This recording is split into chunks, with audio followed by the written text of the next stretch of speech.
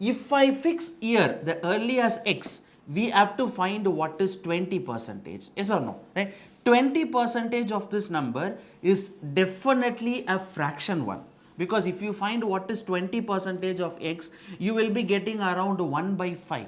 So I don't want answer to be in a fraction. So what I'm going to do is, I'm going to take the early as 5x. I'm going to assume the early as 5x. If I assume it as 5x, finding 20 percentage of the number is easy. Why? Because what is 10 percentage of the number? So 10 percentage of the number will be 5. 20 percentage of the number will be 1. So we can say that the people who arrived early, right? So total number of doctors who arrived early, out of this doctor, total number of doctors who gone early, which will be x. So friends, understood or not how I found this? So this is the most important part of the question. If you can able to understand this, solving the complete question is easy. So once you can, it's again, it's upon your wish. You can assume it as x and you can solve the question. You are going to get the same answer. But the problem is, if you are weak in mathematics or if you are struggling to solve some of the max numbers, then always don't go with the decimal point values. If you go with some decimal point values, then finding an answer will be difficult. So I don't want to get any decimal point numbers. So what I am doing here is, instead of assuming it as x, I am taking it as 5x.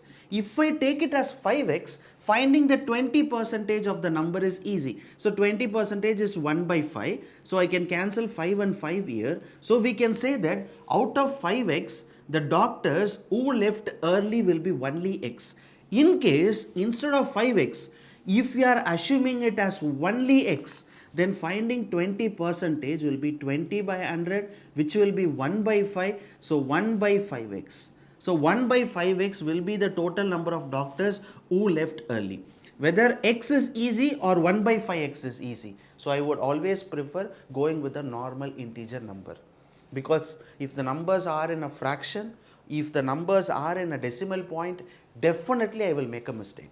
So that's the reason assuming a value is the most important part in most of the difficult level data interpretation. Because some questions you can able to see while I am solving, I will assume it as 100 percentage. On some question I will take that as 200 percentage. Why? Because if I keep 100 percentage, I am getting an answer in some decimal point value 33.33 etc. But on the same number, if I have take it as 200 percentage, I won't get any decimal point percentage number. So that comes only in practice. If you don't learn that, kindly learn by watching this video how to assume a value.